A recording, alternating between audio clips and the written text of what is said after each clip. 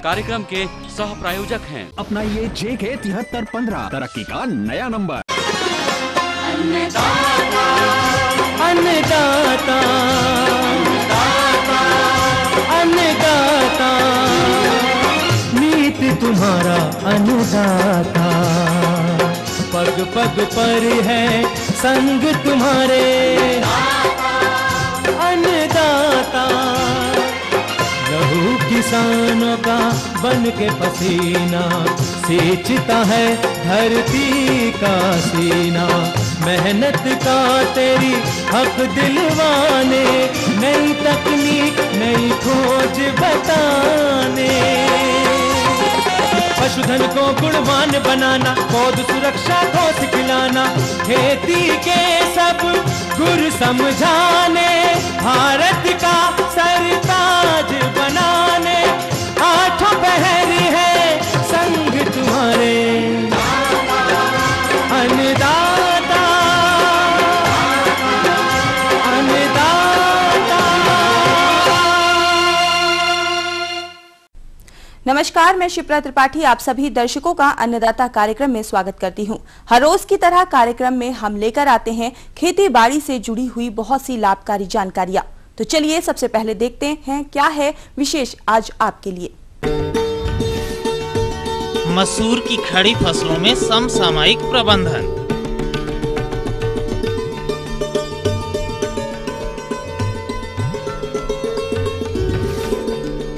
FIRB तकनीक से बोए गए गेहूं में प्रबंधन कार्य एवं इसके लाभ।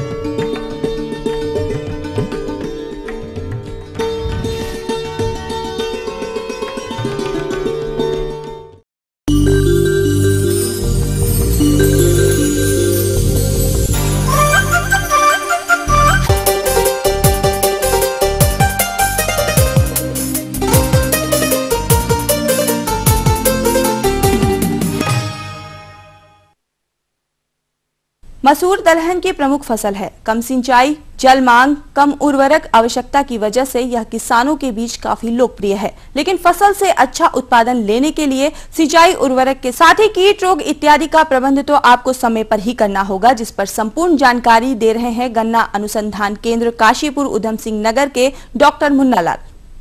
सम्मानित किसान भाइयों, यहाँ पे गन्ना अनुसंधान केंद्र पे जो मसूर अभी लगाई गई है, आपके यहाँ भी मसूर का जो बुआई है वो समय समाप्त हो चुका है। क्योंकि अब इसमें अभी जो मौसम आया था बारिश का, इससे बचाव के लिए जल निकास की व्यवस्था समुचित व्यवस्था कर लेनी चाहिए। और वर्तमान में इसमें जो फसल हमारी खड़ी है, खेतों में जो खड़ी है, उसमें दो तरह के कीट लगने की संभावना रहती है। एक तो है माहो। माहो कीट जो है आप देखेंगे तो पेड़ों में जो ऊपर की जो गोफ है उसमें जो है चिपकी हुई बारीक बारीक कीड़े जो है वो दिखाई देंगे, तो माहो है। और थ्रिप्स में आप देखेंगे जो पत्तियों का रस चूस लेते हैं, जिससे जो है पत्तियाँ पीली पड़ जाती हैं, जिस कारण से काफ़ी उत्पादन में हमारा नुकसान होता है। इसकी रोकथाम के लिए मोनोक्रोटोफास, आपके पास अगर मोनोप्रास जो इंसेक्टिसाइड है, मोनोक्रोटोफास 36 SL 500 जो है, ये 500 से 750 लीटर पानी में घोल बना करके 1 हेक्टेयर में इसका छिड़काव करने से इसका रोकथाम हो जाता है। जहाँ पे भी कीड़े लगे हों, इसकी रोकथाम के लिए दवा का प्रयोग आप कर सकते हैं। हाँ प्रिय किसान भाइयों, इसमें जो अभी तो बात हम किए कीट की, और इसमें रोग जो लगता है उसमें उकठा रोग है। इसमें आप देखेंगे तो पत्तियाँ जो जड़ जो ख़त्म मर जाता है, और ऊपर से इसमें जो आप देखेंगे तो ऊपर से जो है तो पत्तियां जो सूखनी शुरू हो जाती है, इस तरह से पूरा पेड़ आपका सूख जाता है। ये उठा रोग का लक्षण है, जिसकी रोकथाम के लिए बुआई के समय ही आप जो है सीड ट्रीटमेंट करें। कार्बेंडाजिम जो फफूंदीनाशक कोई भी दवा है उससे आप सीड ट्रीट कर लें, जिससे उठा रोग का जो हम कंट्रोल कर सकते हैं। इसके अलावा लगता है इसमें झुलसा रोग। झुलसा रोग में है कि पत्तियां और तने पे जो है भूरे रंग के धब्बे पड़ जाते हैं, जिसकी रोकथाम के लिए हमें मैंकोजेब 2.5 ml प्रति लीटर में घोल बना करके हमें स्प्रे करने से इसका रोकथाम हो जाता है। इसके अलावा रतुआ रोग है, पत्तियों एवं तनों पे भूरे रंग के गोल धब्बे पड़ जाते हैं। इसकी भी रोकथाम जो हम रतुआ रोग की रोकथाम भी जो मैंकोजेब 2.5 ml प्रति लीटर की घोल बना करके हम स्प्रे करें तो इसकी रोकथाम हो जाती है। जहाँ पे किसान भाई मसूर की खेती कर रहे हैं, अगर आपके खेत में उकठा रोग की बीमारी दिखाई दे तो आप 2-3 साल उस खेत में उस मसूर की बुआई न करें। इसको कोई अन्य फसल मतलब फसल चक्र आप बदलते रहें। अगर उकठा रोग की बीमारी आती है तो उकठा रोग है या झुलसा रोग है या आपका रतुआ रोग है, ये जो भी रोग बीमारी आती है इसकी रोकथाम के लिए यह है कि आप जब भी आपके खेत में अगर आ जाता है तो इसको 2-3 साल दूसरी फसल मतलब फसल चक्र अपना करके इसको हम कंट्रोल कर सकते हैं।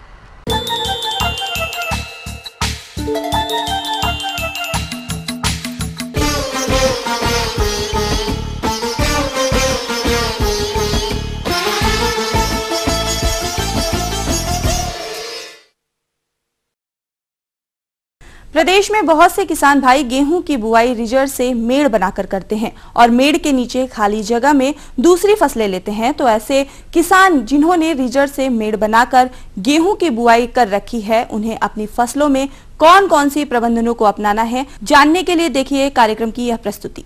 जैसा कि हम देख रहे हैं आज के समय में किसान के लिए लागत एक बड़ी समस्या होती जा रही फसल की, और उसका जो उत्पादन होता है उसका वाजिब दाम नहीं मिलता। उन परिस्थितियों में हम लागत को किसी भी तरह से कम करके और उत्पादन अधिक से अधिक लें तो बेहतर होगा। इन्हीं लागत कम करने की तकनीकियों में एक संसाधन संरक्षण तकनीकी इसमें आती है, एक कूड़ और मेड़ विधि जिसे रिज और फरो मेथड्स कहते हैं।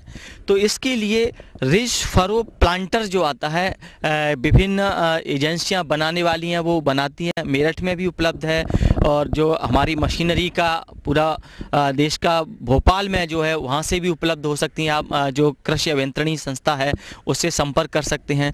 तो इसमें जो रिज फरो प्लांटर रहता है उसमें ऊपर 2 बॉक्सेस रहते हैं, एक फर्टिलाइजर का और एक बीज का। उसके द्वारा नीचे प्लांटर में रिज बनाने के लिए सिस्टम है, और उस रिज के अकॉर्डिंग आपको केवल 2 कूंड पे बोना है, सक्रिय मेड़ पे बोना है तो उस तरह से बीच वाला उसमें लगा दीजिए। 3 फरो एक साइड में लगे रहते हैं उसमें, और जब ब्रॉड बेड बनानी है तो बीच वाला जो फरो बनाता है उसको हटा देंगे आप।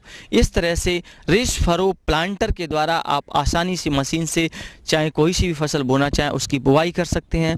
इसमें हम देखते हैं कि बीज की और खाद की लगभग 30% तक बचत करते हैं।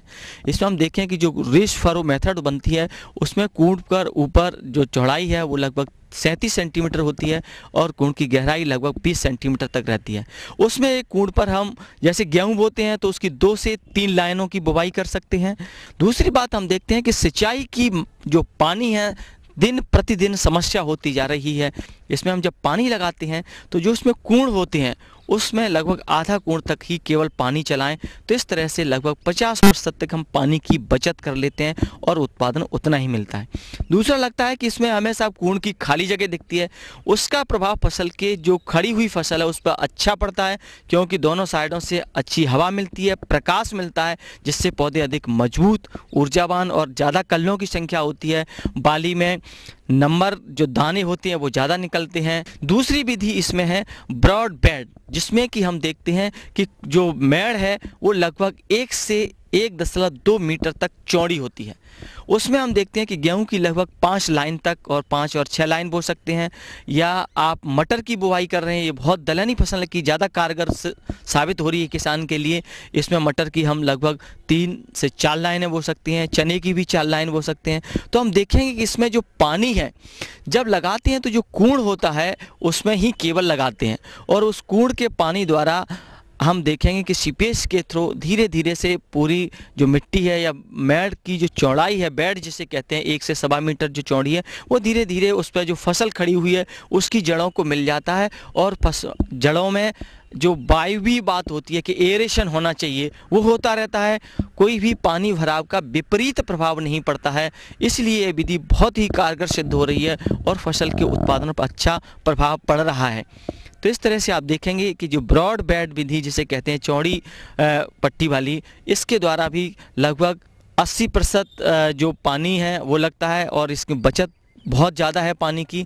बीज की मात्रा भी हम देखेंगे कि इसमें आप देखते चलेंगे कि लगभग 15% हम बीज की बचत कर सकते हैं, खाद की बचत कर सकते हैं। एक सबसे बड़ा लाभ ये है कि जो सामान्य बुवाई की विधियाँ हैं उनमें फसल पकते समय जब आप सिंचाई करते हैं तो हवा चलने से फसल गिरने का ज़्यादा अंदेशा रहता है, और इस विधि में आप पानी केवल कूड़ में ही लगा रहे हैं तो फसल में उतना ज़्यादा प्रभाव नहीं पड़ता और फसल इससे बिल्कुल नहीं गिरती है। तीसरा, हम जो किसान पश्चिम की बात करें तो यहाँ पर जो गन्ने की बुवाई करते हैं तो इसमें समय को बचाने, आमतौर पर 50 से 60% किसान गन्ने की गेहूं कटाई की बुवाई करते हैं तो इतना कम समय रहता है, उसमें उत्पादन बहुत कम मिलता है, लागत ज़्यादा लगती है और किसान को लाभ कम होता है। तो हम देखें कि जो इस तरह से गेहूं की बुवाई करें रिज प्लांटर के द्वारा, जिसमें कि हम देख रहे हैं, तो उसमें आप देखेंगे कि कूड़ में जैसे ही आपका गेहूं फरवरी में लगभग होता है उस समय उस कूड़ में पानी लगा दें रात को, और सुबह फिर पानी चला के गन्ने के पैंडे उसमें डालते जाइए और पैरों से उस पर चलते जाइए, तो वो दब के इतने बड़े हो जाएंगे कि जैसे ही आपकी गेहूं की फसल कटती है अप्रैल में और वो जम के सारा का सारा तैयार रहता है। इस तरह से उसमें 2 महीने का अतिरिक्त समय मिलके गन्ना बुवाई करके आप ज़्यादा से ज़्यादा लाभ कमा सकते हैं और गन्ने का उत्पादन भी बढ़ा सकते हैं। ये सभी बातें ध्यान रखें तो आप कम लागत से अधिक उत्पादन बचा सकते हैं। ये थी कुछ उपयोगी जानकारियां। अब लेते हैं एक छोटा सा ब्रेक, जल्द लौटेंगे और कार्यक्रम में आगे हैं महत्वपूर्ण जानकारियां। बने रहिए हमारे साथ।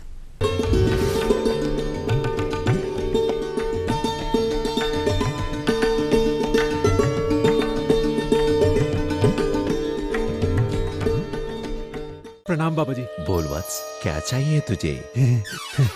बंगला, नौकर, मोटर कार, बेटी के लिए राजकुमार, बीवी के लिए हीरो का हाथ और सारी 1000 स्विट्जरलैंड की सैर, चांदी की चेयर, गाड़ी जैसी गाड़ी, चादर की छड़ी। ये क्या वत्स, जिंदगी से इतनी चाहत? सिर्फ 101 से काम नहीं बनेगा, तुझे चाहिए 7315। 7315? भिंडी की उत्तम फसल के लिए अपनाइए JK 7315, तरक्की का नया नंबर।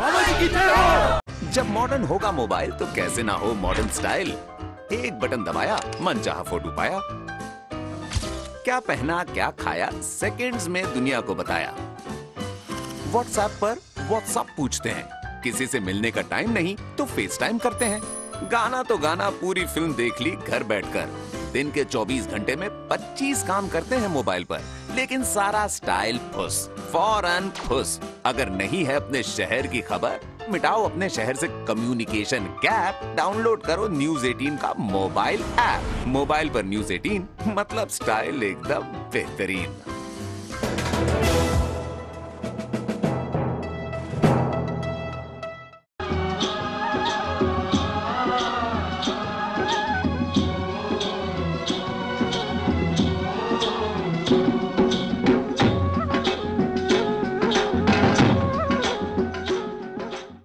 ब्रेक के बाद एक बार फिर से आप सभी दर्शकों का अन्नदाता कार्यक्रम में स्वागत है। बढ़ते हैं अगली प्रस्तुति की ओर।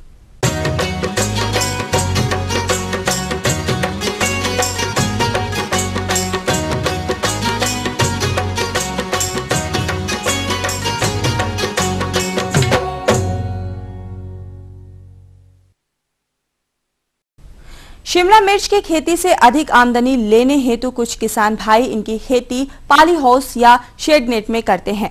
लाभ को देखते हुए कटिहार के कुछ कृषक जो पॉली हाउस से शिमला मिर्च की खेती कर अधिक उपज एवं लाभ ले रहे हैं, तो आइए मिलते हैं जिला कटिहार के कुछ कृषकों से कि वे पॉली हाउस में शिमला मिर्च की खेती करते समय किन किन प्रबंधनों को किस प्रकार से करते हैं। मैंने पॉली हाउस के अंदर में मिर्चा लगा रखा है, जो हमारे यहाँ बहुत कुकड़ी का ज़्यादा प्रभाव दिख रहा है। इससे इसका उपाय और दवाई का नाम बताया, सुझाव दें इस पर। किसान भाइयों, ये तो हुए इन प्रगतिशील किसानों के अनुभव, परंतु इस संदर्भ में वैज्ञानिक तरीके से किस प्रकार से प्रबंधनों को किया जाए, इस पर विस्तार पूर्वक जानकारी दे रहे हैं जिला दुमका के आत्मा परियोजना निदेशक डॉक्टर दिवेश कुमार सिंह।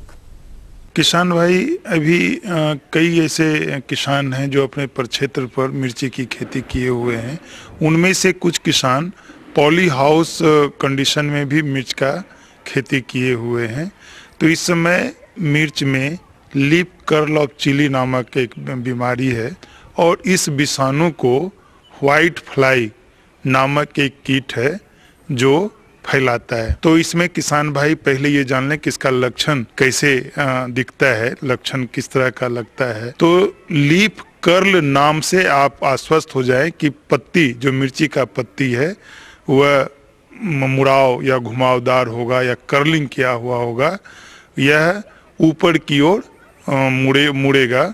और इसमें आप देखेंगे किसान भाई कि जो दो नोड होता है उसके बीच की दूरी कम हो जाएगा, पत्ती मुड़ जाएंगे, पत्ती जो ऊपर का जो शाखाएं निकलता है वो बंच गुच्छी नुमा हो जाएंगे, बढ़वार पौध का बढ़वार रुक जाएगा, जो फूल कम लगेंगे। यदि फूल लगेंगे और फली आएंगे तो फली का भी आकार सुंदर नहीं होगा। तो इससे बचने के लिए किसान भाई एक चीज आप जान लें कि यदि यह बीमारी आपके फसल पर हो गया तो पहले प्रभावित पौध को उखाड़ कर खेत से बाहर या मिट्टी में गाड़ दें, फिर या अथवा जला दें। ऐसा करने के बाद आपको मेटासिस्टॉक्स या मेलाथियान नामक कीटनाशक दवा से 1 ml प्रति लीटर के दर से घोल बना लें और फसल के ऊपर आप स्प्रे कर दें। तत्पश्चात आपको जो खेत के अगल बगल जो झाड़ी या झाड़ी नुमा जो भी चीज है उस पर भी इस कीटनाशी दवा का इस्तेमाल करें। ऐसा करने से आप देखेंगे कि जो व्हाइट फ्लाई है वह नष्ट हो जाएगा और वह बाहक के अनुपस्थिति में आपका फसल सुरक्षित होगा। और प्रभावित पौध को पहले ही आपको चुन के खेत से बाहर कर देना है। एक चीज और ध्यान रखें किसान भाई, थाइमेटेंजी या फोरेट के नाम से बाजार में आता है, इसका 0.1% आप फोरेटेंजी को लकड़ी के बुरादा में मिला लें या लकड़ी के राख में मिला लें और उसको खेत में आप छिड़क देने से आप देखेंगे जब जो आप बीज स्थली से बिचा लगाते हैं, जब खड़ा हो जाता है पौध, उस समय से आप 12 दिन 15 दिन के अंतराल पर इसका भी छिड़काव करते हैं तो आपका व्हाइट फ्लाई नष्ट हो जाएगा और आपका यह बीमारी फसल को प्रभावित नहीं कर पाएगा और अधिक उत्पादन लेंगे। किसान भाई आप हमेशा एक चीज ध्यान रखें, वैज्ञानिकों के द्वारा अनुशंसित या रोग रोधी किस्में का आप प्रयोग करें और बीज को उपचारित करके बीज स्थली में डालें।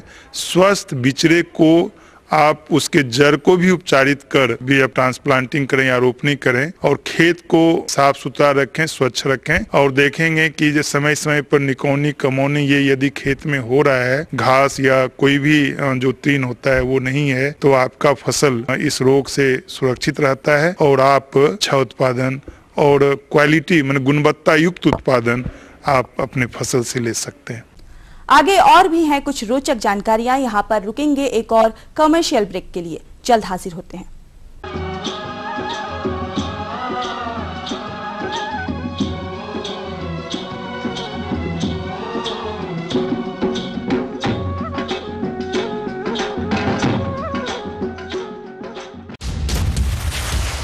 थोड़ा एक्शन, थोड़ा डांस और थोड़ा रोमांस। रियल लाइफ से रियल लाइफ तक। नौकर हैं आप जनता के और बदतमीजी बर्दाश्त नहीं करेंगे हम। अब सिर्फ एक ही एक्शन होगा, पब्लिक का डायरेक्ट एक्शन। सेट से प्रीमियर, लेटेस्ट न्यूज हो या हॉटेस्ट गॉसिप, कौन सी फिल्म हिट और कौन सी फिल्मी दुनिया का पंचनामा, फिल्मी नामा।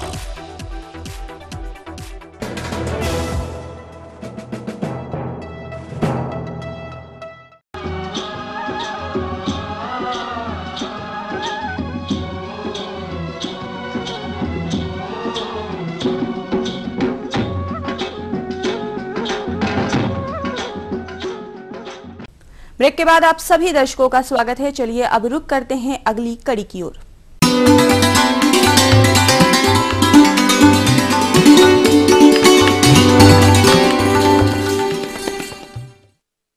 अन्नदाता हेल्पलाइन निशुल्क फोन संपर्क सेवा के माध्यम से आपके द्वारा पूछे गए प्रश्नों में से एक या दो महत्वपूर्ण प्रश्नों को हम अपने कार्यक्रम में शामिल करते हैं। इसी के तहत आज का चयनित प्रश्न और उसका जवाब इस प्रकार है। निःशुल्क अन्नदाता हेल्पलाइन में आज जो प्रश्न शामिल किया गया है उसे पूछा है धामपुर बिजनौर से M.K. गर्ग ने। आप फसलों को निमाटोड के प्रकोप से बचाने के लिए किए जाने वाले उपायों पर जानकारी चाहते हैं, तो इसके लिए देखिए कार्यक्रम का यह अंश। भाइयों, सब्जियों में जड़ गांठ रोग एक प्रमुख रोग है जो सूत्रकृमि जनित रोगों में सबसे महत्वपूर्ण है। यह रोग मेलाडोइन गायनी इनकोग्निटा व मेलाडोइन गायनी जावानिका प्रजाति के सूत्रकृमि द्वारा होता है। यह रोग बलुई मिट्टी से लेकर काली चिकनी मिट्टी के क्षेत्रों में यह सूत्रकृमि प्रमुख रूप से विभिन्न सब्जियों वाली फसलों के अलावा दाल वाली फसलें जिसमें चना, मूंग, मोट, मटर, मसाले वाली फसलें मिर्च, धनिया, जीरा, मेथी व सौंफ तथा फलों पपीता व अनार में ये बहुत नुकसान करता है। सामान्य अवस्था में रोग होने पर उत्पादन में 25 से 40% तक की कमी आ जाती है। यदि फसल बोते ही रोगग्रस्त हो जाए तो हानि 70 से 80% तक की होती है। इस रोग का फैलाव जमीन द्वारा होता है। चूँकि ये मृदा जनित रोग है, मादा सूत्रकृमि अपना जीवन चक्र जमीन में पूरा करती है, जिससे सूत्रकृमियों की संख्या कई गुना बढ़ जाती है। सिंचित क्षेत्र की बलुई व दोमट मिट्टी में मृदा का आवागमन आसानी से होने के कारण इसमें रोग इन क्षेत्रों में चिकनी मिट्टी वाले क्षेत्रों की अपेक्षा अधिक हानि होती है। सूत्रकृमि पौधे की जड़ों में प्रवेश कर जाने के स्थान से जहां प्रवेश करते हैं उसके पास से पार्श्व जड़ें निकल जाती हैं, जिन पर भी सूत्रकृमि प्रवेश कर जाते हैं।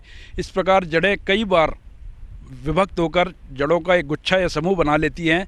जड़ों के अंदर सूत्रकृमि पौधे की विभिन्न कोशिकाओं से अपना आहार प्राप्त करते हैं, व इनमें अपनी लार छोड़ देते हैं, जिससे कि कई कोशिकाएं आपस में मिलकर जड़ गांठ बना देती हैं।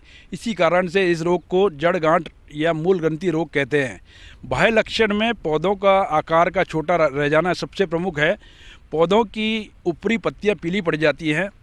फूल व फल का देर से लगना तथा पीलापन लिए हुए पौधों का मुरझा जाना सबसे प्रमुख है। भूमिगत लक्षण के रूप में किसान भाई ये ध्यान रखें, पौधों को उखाड़कर देखने पर जड़ों पर गांठों का दिखाई देना इसका सबसे प्रमुख लक्षण है। इसके बाद जड़ों का सीधे ना बढ़कर बल्कि छोटी छोटी जड़ों में विभक्त हो जाना और गुच्छा बन जाना दूसरा प्रमुख लक्षण है। इसका प्रमुख लक्षण एक और है, पौधे की बढ़वार रुक जाती है तथा पौधे बौने व कमज़ोर दिखाई देते हैं। इसकी रोकथाम के लिए किसान भाई ये ध्यान रखें कि आपको समन्वित उपाय अपनाने ज़रूरी हैं, जिसमें किसान भाई मई जून माह में खेत की गहरी जुताई 2 या 3 बार 15 दिन के अंतराल पर करें। इससे सूत्रकृमि के अंडे व डिंबक तेज़ धूप के संपर्क में आकर मर जाते हैं। दूसरा किसान भाई ये भी ध्यान रखें, मई जून में नमी युक्त और जुते हुए खेत में या नर्सरी की ज़मीन को पॉलीथीन की चादर से 4 से 6 सप्ताह तक के लिए ढक दें, जिससे कि मिट्टी का तापमान 10 डिग्री सेल्सियस ज़्यादा बढ़ जाएगा और सूत्रकृमियों को यह निष्क्रिय कर देता है। फसलों को अदल बदल कर बोएं। टमाटर व प्याज का फसल चक्र को सबसे उपयुक्त माना गया है। इसके अलावा किसान भाई नीम, सरसों या करंज की खली 2.5 क्विंटल प्रति एकड़ की दर से पौध रोपाई से 21 दिन पूर्व खेत में मिला दें। इससे भी मूल ग्रंथि रोग में काफ़ी कमी देखी गई है। प्रमुख उपचार के रूप में किसान भाई खेत में सनई या ढैंचा को उगाकर खरीफ में उसे बाद में पलट दें या फसल बुआई से पूर्व सड़ी हुई गोबर की खाद 25 टन प्रति हेक्टेयर की दर से ज़मीन में मिलाएं। किसान भाई अंतराशस्य फसल के रूप में गेंदे की फसल को फसल में अवश्य शामिल करें। इसके अलावा किसान भाई समय समय पर खरपतवार जड़ सहित निकाल कर खेत को साफ़ सुथरा रखें तथा रोग मुक्त नर्सरी के लिए किसान भाई क्यारी में कार्बोफ्यूरान 3% दानेदार कण 10 ग्राम प्रति वर्ग मीटर या 1 पाउंडा की दर से नर्सरी की ज़मीन में मिलाएं। इससे भूमिगत कीटों का नियंत्रण होता है। साथ ही साथ सूत्रकृमि की संख्या में काफ़ी कमी आती है। पौधों को रोपाई से पहले किसान भाई इमिडाक्लोप्रिड 2 ml प्रति 10 लीटर पानी की दर से पानी में घोलकर पौधों की जड़ों को 30 मिनट तक उपचारित कर उसके बाद ही पौधों की रोपाई करें। इसके साथ साथ किसान भाई ये भी ध्यान रखें कि रसायन उपचार के रूप में बुआई या पौधे लगाते समय कार्बोफ्यूरान 3% दानेदार कण या फोरेट 10% दानेदार कण 25 किलो प्रति हेक्टेयर के प्रयोग के साथ साथ किसान भाई 2 किलो अलसी प्रति हेक्टेयर की दर से भी ज़मीन में मिलाएं। इस प्रकार किसान भाई सभी उपायों को अपनाकर, समन्वित उपाय का अपनाकर मूल ग्रंथि रोग को काफ़ी कम कर सकते हैं और अधिक मुनाफा कमा सकते हैं। कार्यक्रम की इसी कड़ी में दूसरा प्रश्न शामिल किया गया है कूड़ेभार सुल्तानपुर के अजीत श्रीवास्तव का। आप अभी हाल में हुई वर्षा का फसलों पर क्या प्रभाव होगा और इसमें क्या करना है, इसके बारे में जानकारी चाहते हैं। तो इसके लिए देखिए कार्यक्रम की यह प्रस्तुति। इस समय जो सर्दी की बरसात हुई है, इससे किसान भाइयों को उनके खेत में खड़ी फसल में बहुत सारे लाभ हुए हैं। किसान भाइयों को ये सलाह है कि वो इस समय बरसात जैसे ही समाप्त होती है वैसे ही जो दूसरी खुराक है टॉप ड्रेसिंग यूरिया की, उसको तत्काल दे दें। जैसे ही पानी की बूंदें कम होती हैं, आसमान साफ होता है, खेत में पैर नहीं घुसते हैं, पानी नहीं होता है, ऐसी स्थिति में तुरंत इस काम को कर लें। साथ ही साथ ऐसे गेहूं के खेत जिनमें किसान भाइयों ने अभी अभी गेहूं में सिंचाई की है और तुरंत ऊपर से बारिश हो गई है, तो उसमें घबराने की आवश्यकता नहीं है। थोड़ा सा हल्का 2-4% नुकसान सिर्फ टिलरिंग में हो सकता है, किंतु यदि थोड़ी सी सावधानी बरती जाए, जैसे कि अतिरिक्त पानी को तत्काल खेत से बाहर निकाल दें। साथ ही साथ यूरिया की जो दूसरी या पहली खुराक जिस तरह की आपकी फसल है उसके हिसाब से यदि लगानी है, तो उसमें सल्फर जो है वो हर हालत में 2 किलोग्राम प्रति एकड़ के हिसाब से यूरिया में मिला लें और उससे किसान भाइयों को जो होने वाला नुकसान है वो बच जाएगा। इसके साथ सरसों की फसल जिन किसान भाइयों के खेतों में खड़ी है, उसमें भी इस जो बरसात का है बहुत ज़्यादा लाभ हुआ है। ये देख लें कि यदि फलियां लद गई हैं तो उसमें किसान भाई देखें कि कहीं फसल गिरी तो नहीं होगी, क्योंकि इस बरसात के साथ सबसे अच्छी बात ये रही है कि हवा बिल्कुल नहीं चली है। माहू का प्रकोप फसल पर कुछ हो सकता है, तो उसके लिए किसान भाई समय रहते जैसे ही माहू का प्रकोप होता है तो उसमें इमिडोक्लोप्रिड रसायन का 100 से 150 ml प्रति एकड़ के हिसाब से 200 लीटर पानी में घोल बनाकर इस्तेमाल करके उसको कर सकते हैं। इससे माहू जो है फसल पे नहीं लगेगी, मर जाएगी। आलू की फसल के लिए भी ये जो बरसात है वो काफ़ी फ़ायदेमंद है और किसान भाई देख लें कि आलू की फसल में यदि कहीं अधिक पानी भरा हुआ है, कुड़ी तक न जाए, तो उसके लिए अतिरिक्त पानी को निकाल दें। और जो इस समय खुदाई के लिए बाज़ार में सीधे बेचने के लिए आलू हैं, उनकी खुदाई एकदम ना करके बल्कि थोड़ी सी जब यूँट आती है तब करें। और ये देख लें कि ऐसे में बारिश समाप्त होने के बाद अचानक झुलसे का प्रकोप यदि होता है तो खेत की निगरानी रखें और उचित उपाय वैज्ञानिक सलाह लेकर करें। जिन किसान भाइयों ने अपने खेतों पर दलहनी फसलें ली हुई हैं, उसमें खास तौर से देख लें कि मसूर है, मटर है, ये फसलें यदि किसान भाइयों के खेतों पर खड़ी हुई हैं, तो ये देख लें कि जड़ क्षेत्र में यदि पानी चला गया है तो उसको तत्काल खेत से बाहर निकाल दें। यदि फूल आने से पहले की स्थिति बंद है उनकी दलहनी फसलों में, तो इससे बहुत ज़्यादा मुनाफा होगा। हम ये उम्मीद करते हैं कि आज का कार्यक्रम आप सभी दर्शकों के लिए उपयोगी रहा होगा। किसान भाइयों, अन्नदाता आपकी सेवा के लिए संकल्परत है। कृषि संबंधित समस्या एवं सुझाव के लिए आप हमें इस पते पर संपर्क कर सकते हैं। प्रोड्यूसर अन्नदाता, ETV Uttar Pradesh Uttarakhand, Ramoji film city, Hyderabad 501512। साथ ही आप हमें ईमेल भी कर सकते हैं। हमारा ईमेल है annadatta.up@etv.co.in। इसके अतिरिक्त आप हमें निशुल्क हेल्पलाइन नंबर 180042540885 पर शाम 5 बजे से 6 बजे के बीच संपर्क कर सकते हैं। फिलहाल अन्नदाता की पूरी टीम को इजाजत दीजिए। कल फिर इसी समय आपसे मुलाकात होगी कृषि संबंधित कुछ और रोचक जानकारियों के साथ। नमस्कार।